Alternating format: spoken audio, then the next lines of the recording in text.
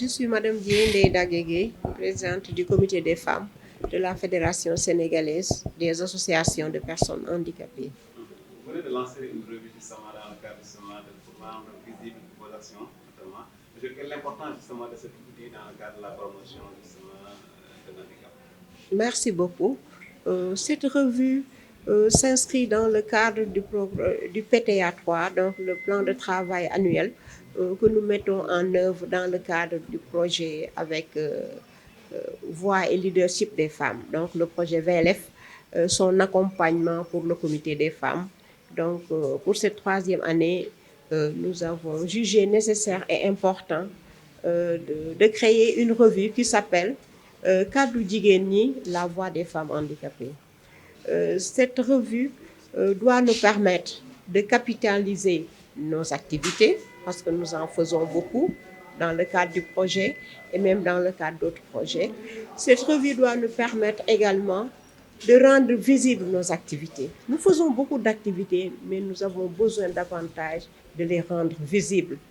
Et également, et surtout aussi, cette revue va nous permettre de mobiliser des ressources pour la pérennité de notre activité. Et ça aussi, c'est important parce que le partenaire ne peut pas être là éternellement. Donc, nous avons besoin de trouver des stratégies pour avoir des ressources additionnelles pour vraiment, si le partenaire se retire, qu'on puisse aussi continuer ce travail important et de cet accompagnement qu'il a eu à faire.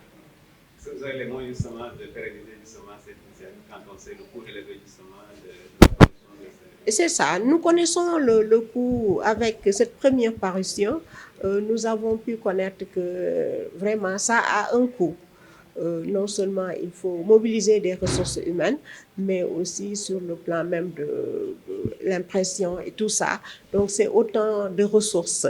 Mais aussi nous sommes en train aujourd'hui de travailler davantage sur un plan de communication pour que les gens puissent vraiment connaître la revue. Ceux qui sont intéressés puissent aussi nous accompagner.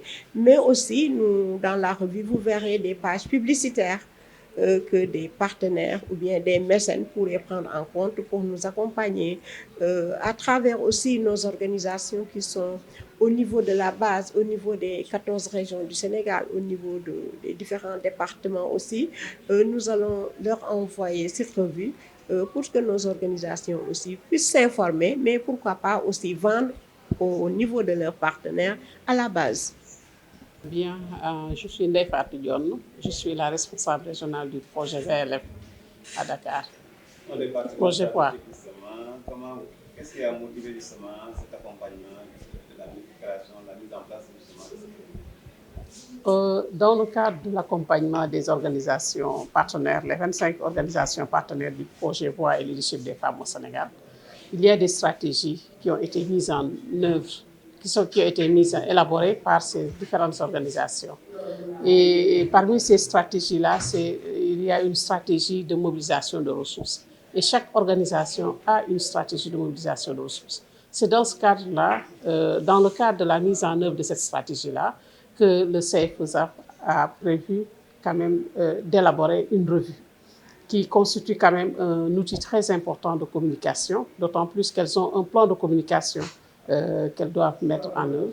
Et cet outil leur permet quand même de valoriser, de capitaliser toutes les activités qu'elles ont eu à réaliser, mais aussi de communiquer avec leurs membres dans le cadre de certains défis à relever.